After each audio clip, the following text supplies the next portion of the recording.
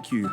We've got Brad Merkel back again. This is part 3 of our Soup to Nuts conversation talking about intentionality and leading on purpose. Well, Brad, I think we've had a couple of really good conversations the past couple of weeks. And again, thank you for diverting a little bit and talking about the crisis management related to the current health crisis. I think that that webinar that you held and being able to share some of that with our listeners is well timed, because I think a lot of folks need some kind of reassurance, need some guidance, and I think your webinar provided that as far as being a good leader in a time of a crisis. But today we're going to get back on our original track, and we're talking about the book that you're writing and some of the methodology that you use in your practice as a coach. And you have developed the 5 pillars of intentionality, which I like. It's a great thing to track, because we're talking about habits and changing habits. Mm-hmm. And all of us have a habit, at least one, I'm sure. I know I have more than one that I'd like to change, and I know how difficult it is. So let's jump right in and talk about that, so that we can help folks that are listening who are leaders to be able to more effectively focus, as you say, and prioritize their agenda, their leadership agenda. And that, to me, is so important in being successful. So we've got 5 pillars. Let's start. We got integrity. I noticed they were all I's, too. What's about that? What's the I's? Tell us about it. It just happened what I was really looking to do is create as I mentioned, I think, on one of our previous discussions, create a model that would help to deal with the most common leadership challenges that my clients were facing. And as I really thought through that and kept inventory of some of those challenges, I came up with 5 challenges that were really internally based, and then 5 challenges that were more externally based in terms of how they showed up with your people and with your teams. As I worked through them, I could find that there was a connection between the internal behavior and the external challenge, if you will. And as I worked through that, I came up with this model with the 5 pillars.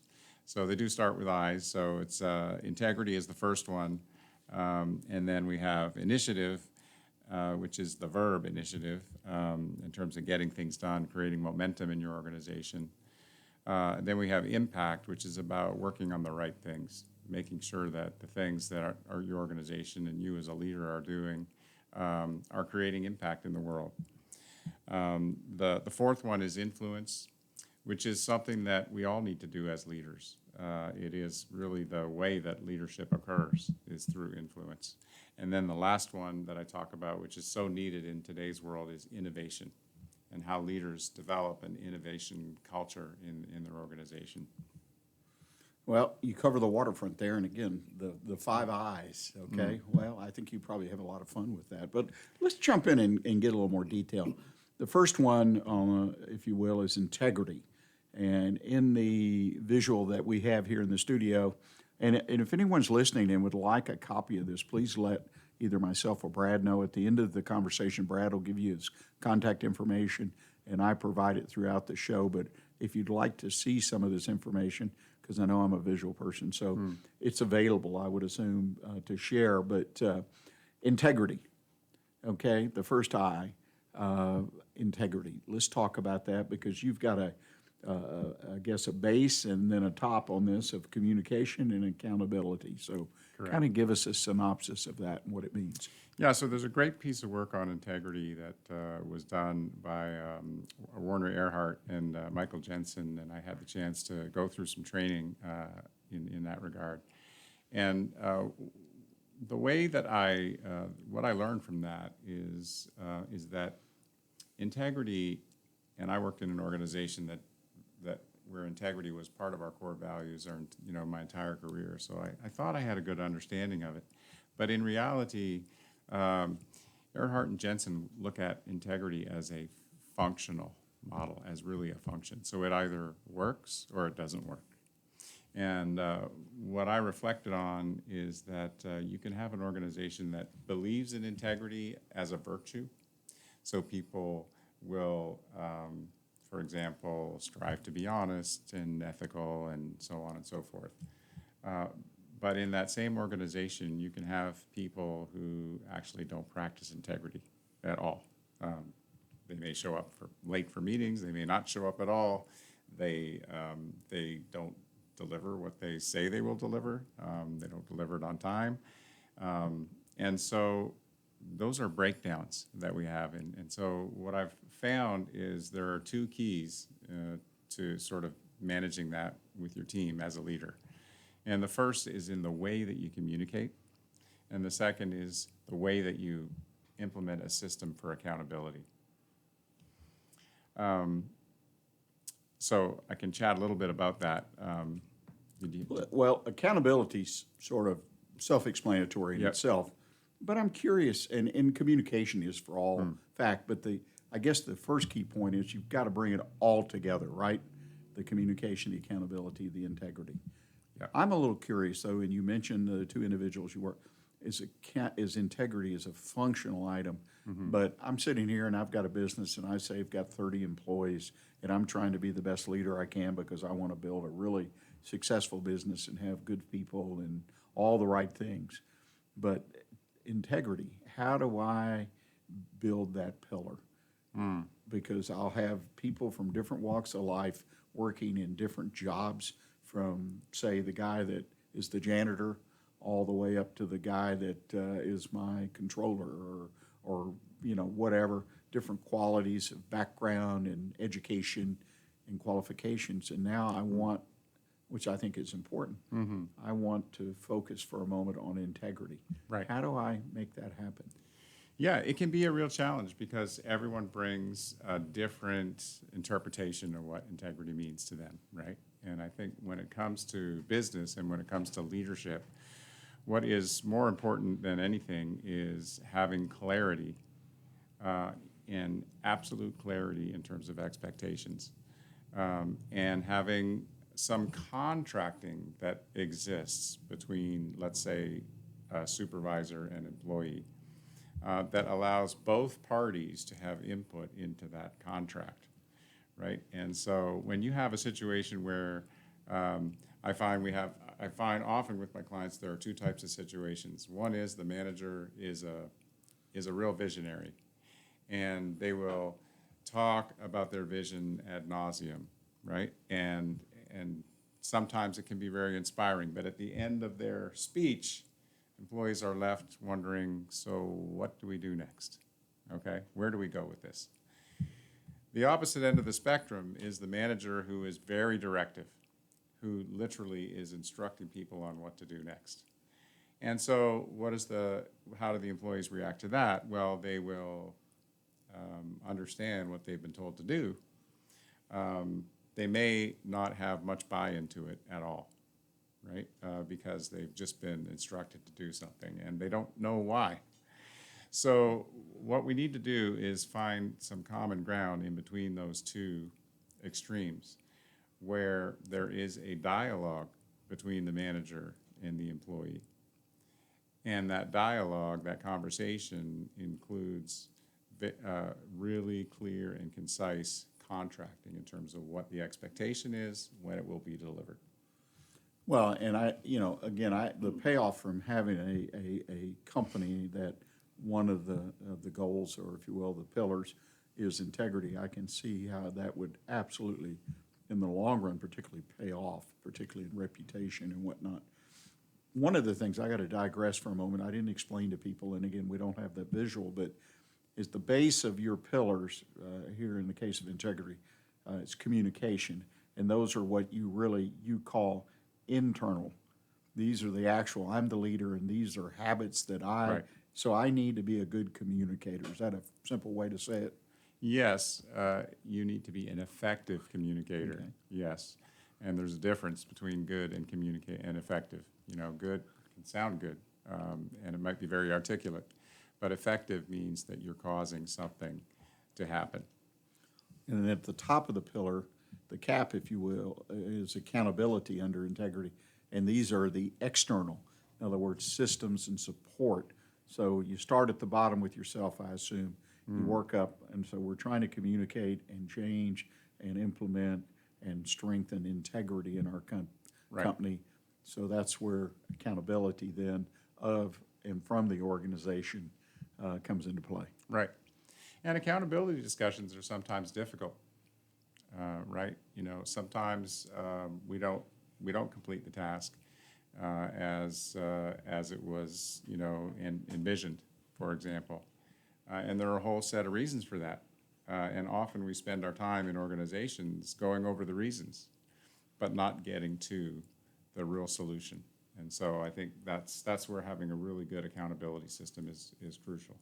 I personally happen to believe that's one of the keys to success of a business, is to be able to have people who are accountable and can be accountable and are accountable. Right. And you have to build that. It doesn't happen with just a vision speech, as you For mentioned sure. For earlier. sure. Well, Absolutely. the next one, the next I, if you will, is initiative. And at the base, you're talking about the leader. It's about time management, something we kind of touched on. And at the top, the cap for the external is problem solving. Talk about, okay, time management.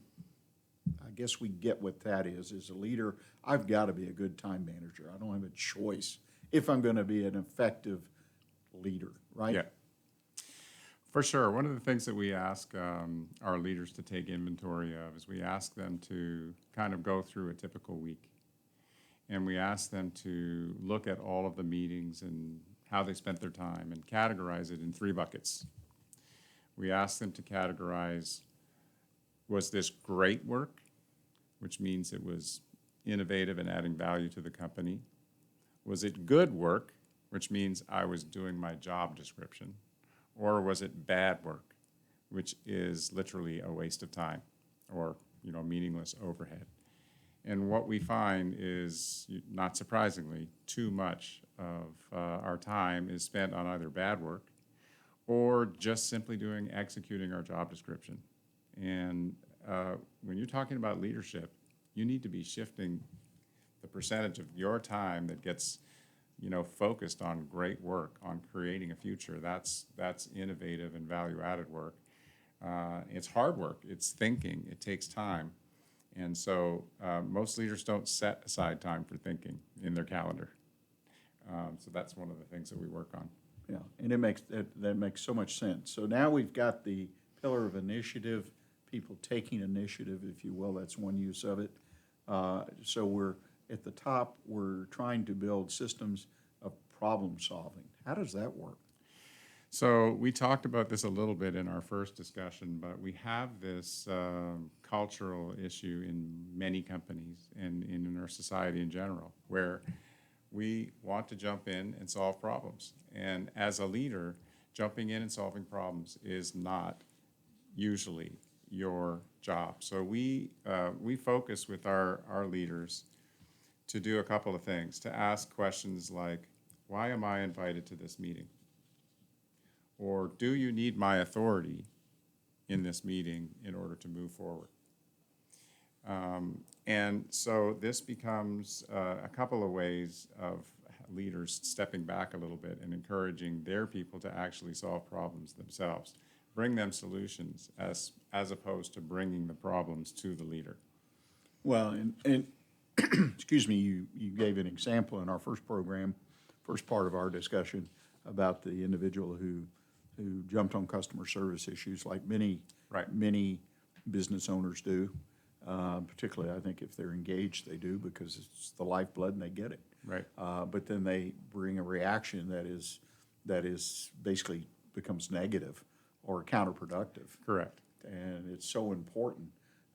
So I think obviously having the initiative, problem solving, the more people you can teach, and you're all the way down to the janitor in my example. The janitor has issues that come up. Can they find a better cleaning solution, whatever it might be, in solving problems to give us a better, cleaner work environment? I mean, and their ability to do that. So it's a trait, if you will, that you want your company to be really good at, and I get that. The next one, the next I, is impact. Now that's interesting to me as a leader. I want to be impactful, right?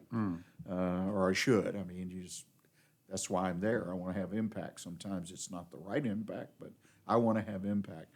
Let's talk about that. You talk about prioritization, which to me is at the base for the leader to work on as a leader to prioritize, which is kind of folds into time management? Not necessarily. I distinguish it from time management in that time management for my leaders, for any leader, really has to be how they themselves are managing their time to have maximum impact. But when I think about prioritization, you're thinking about setting priorities for the whole organization. And what I find is too often there's just simply too many priorities. We have initiative overload happening in every organization at every level. I worked with one CEO who had a very elaborate system for managing his projects and priorities. And he had, when we first started working together, 50 projects that he personally was providing some regular oversight to. So they couldn't possibly do 50 projects every week or every month. So they had an elaborate system of scheduling a certain number of these projects that came up for review. But nobody understood which of those projects was important, which was more important than another. So we eventually whittled it down to 10, and we put 40 of them on hold. And we said, we'll move the 40 forward when we finish the 10. But that's prioritization. But there's another element to prioritization that I think is really important, Rick, and that is setting priorities for your entire company, which stem from your vision and your strategy, but they are not strategy. They are priorities that essentially govern everything that your employees do. And this is a very difficult piece of work for leaders to do. People can't remember more than 3 or 4, so you don't want to have more than 3 or 4 priorities, okay? But the priority that I'm talking about is not finish project A by, April 30th. The priorities are more global in nature, so they might be, we will have a top cost structure in our industry. We're going to be one of the lowest cost, providers in our industry. And by having a priority like that, every initiative and every project that the company works on can always be seen through that lens. How does this project help us deliver that priority of being the most efficient competitor in our industry? And when employees get that ingrained and it starts to become part of their everyday work, that's when you start to move yourself against your competitors. So very important to have those clearly articulated, and too many companies are more focused on that list of 50 projects than the real critical priorities. Well, and you make a lot of sense. It's kind of like what is it? I've seen companies, GE I think was this way, at least publicly, that they want to be number 1 or number 2. Right. And if we're number 2, we're working on being number 1 or something like that. So that was a priority for their business. I think the Chinese as a country have adopted, apparently, it's been reported, a similar thing in what they do, which is on a scale that's just unbelievable. But the idea that I do that in my little 30-employee business, that I have a priority of where I'm generally taking the company, I think that's important. Yeah. Those are the kind of things you almost want to print up and put them on the wall or whatever. Exactly. So everybody is on that page realizing we're pushing to those priorities. Delegation, that's the end cap, as I call it, or the top cat. Yeah. So in order to have that impact and in a positive way, impact my priorities as the leader that I have set, we've got to be able to delegate. That makes so much sense. It makes perfect sense, and it's how organizations are designed. I mean, they are designed with hierarchy in general and with clear job descriptions and so on, yet we find ourselves too often as leaders being pulled into someone else's job description. And so that's one of the things that we really try to get clear on, is how do you work at your pay grade? And constantly ask yourself when you're presented with a problem or a situation, is this, in my pay grade to solve, or is there somebody else in the organization who's better positioned to solve this?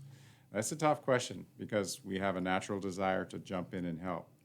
One of the things, one company that I worked with had such a customer service orientation, that they brought that same orientation to the way they dealt with each other inside the company. In other words, if someone asked for something, everyone wanted to jump in and do their best to help that person, right?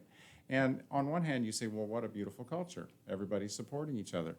But what happened is it created a lot of overlap and a lot of distraction. And people were doing things that were they weren't focused on their priority or their job description. They were doing someone else's job. And so you need to get really clear and enable people to say no. That's tough. Well, that's a discussion in itself. Right. Teaching oneself to say no, but so important. Yeah. Well, next up, influence. We all want to have influence as a leader. Obviously, we want to be influential and bring influence to the table. And at the base, you talk about preparation and how that is so important to developing influence. Let's talk about that a little bit. Yeah. So preparation is so important, and it comes back to time management in the sense that when you're in a state of overwhelm or you're just got so much on your plate, it's so very easy to walk into a meeting unprepared.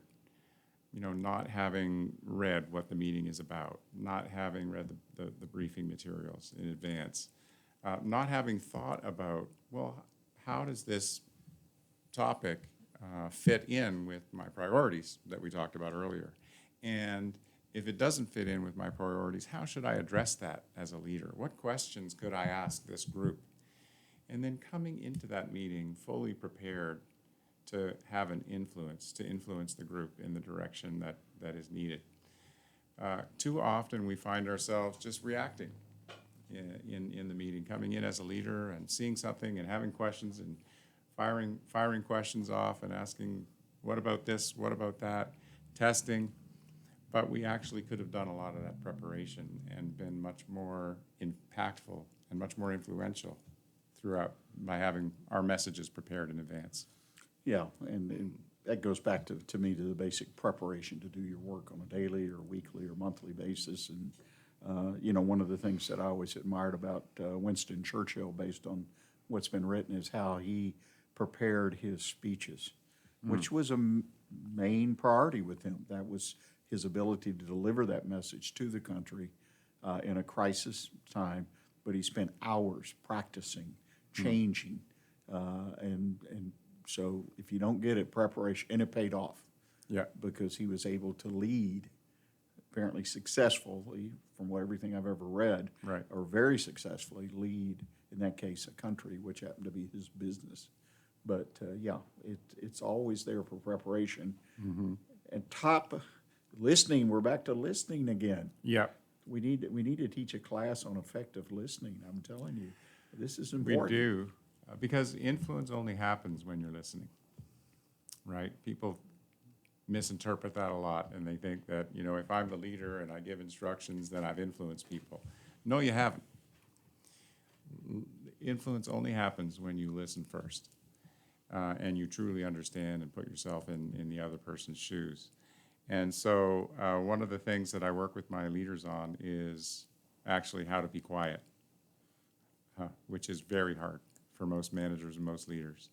One of the things that I challenge them to do when I first start working with them is, every meeting you go into this week, I want you to be quiet for the first 15 minutes. Don't say anything other than introduce yourself.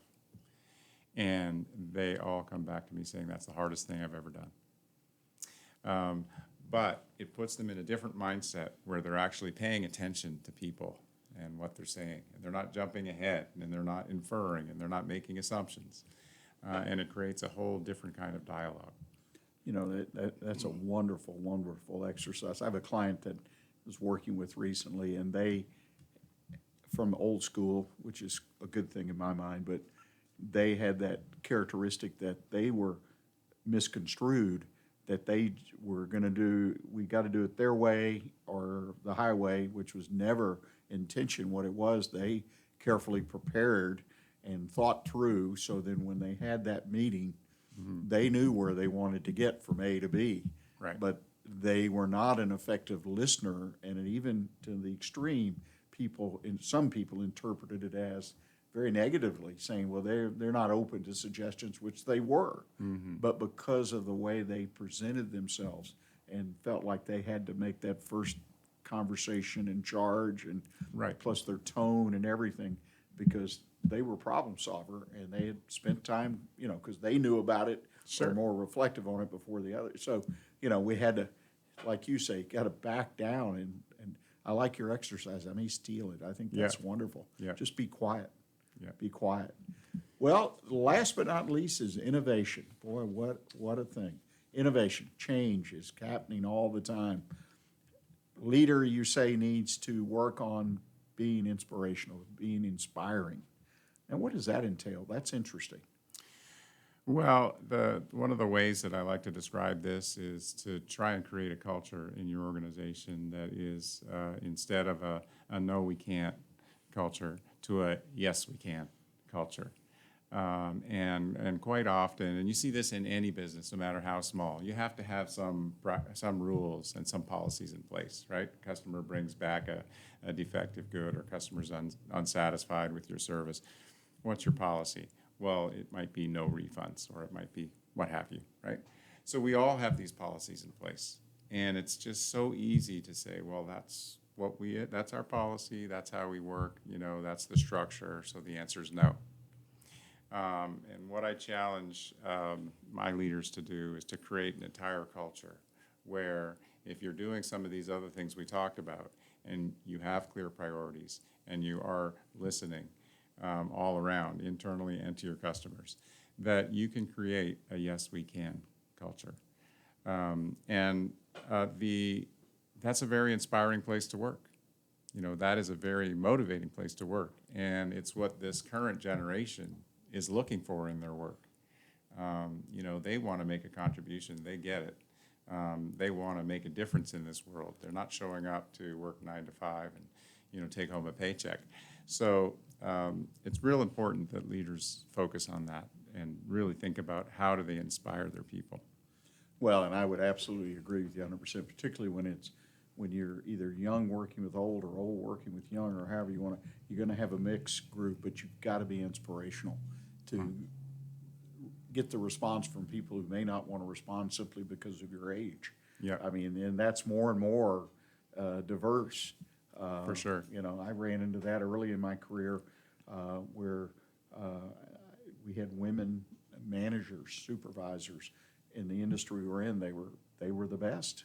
And I mean, so if you wanted the best, find one for a lot of reasons.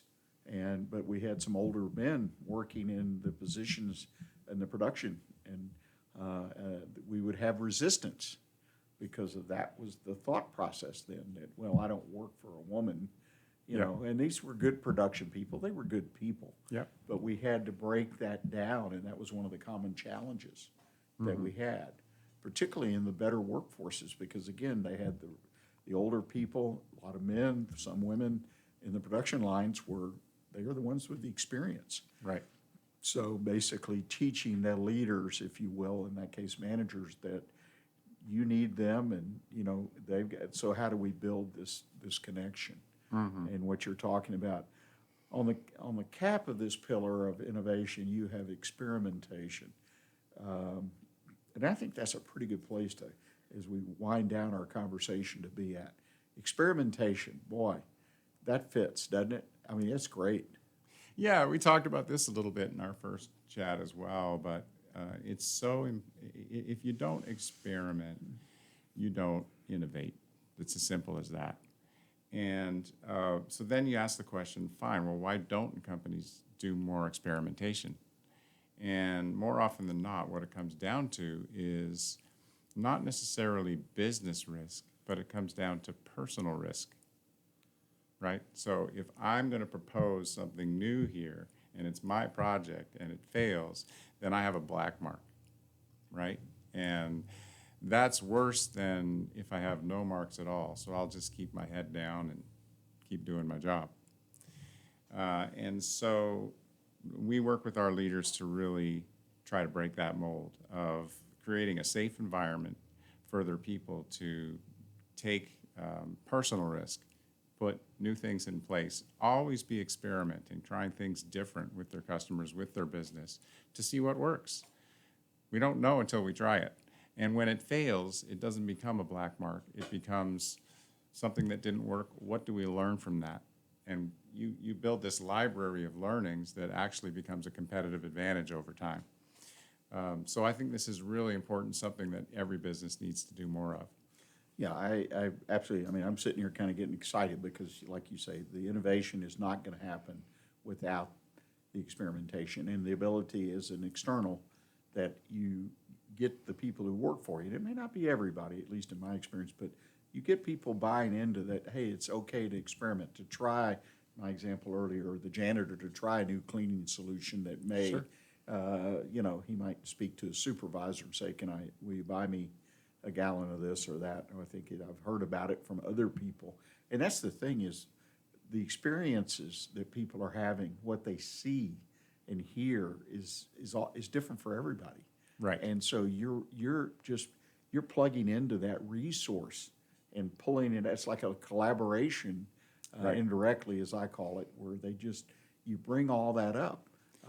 You know, it used to be we'd rely on salespeople to tell us what customers might say, Right. but that's kind of where it stopped. Right. But it's really the whole organization, right? It's the whole organization. I mean, why do we have this notion that the best ideas only come from leadership or senior management? That's just completely false, right? So I love what Google does. My son worked there for a number of years, and you may know this, Rick, but they give their employees about 10% of their time to work on any project of their own definition.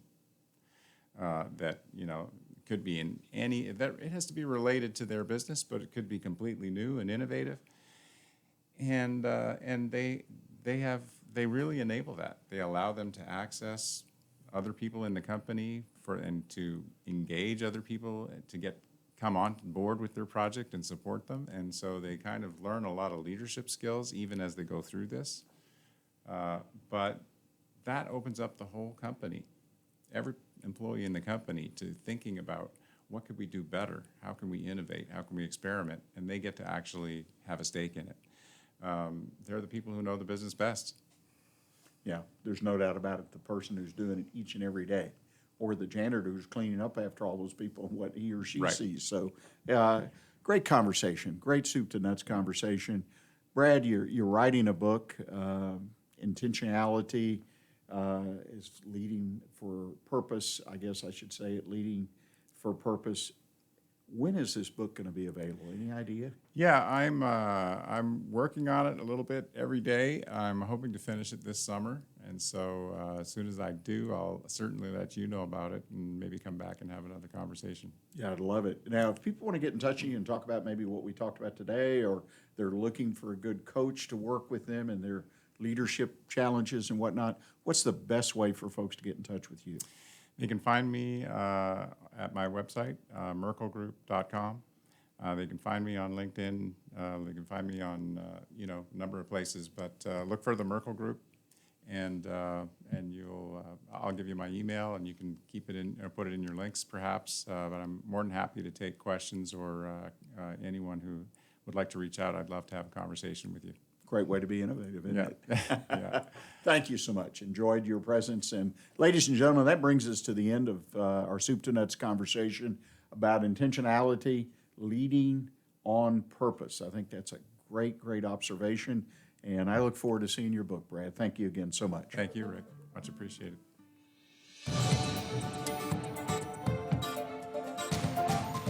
OneBestConsult.com, a community of small business owners where you as an owner can find answers to the most pressing business questions you have. Not sure who to turn to when you have a challenge in your business? Turn to the folks at OneBestConsult.com. That's the number one, bestconsult.com, where you can always find advice you can use based on common sense business experience. Join our community of like-minded business owners at OneBestConsult.com.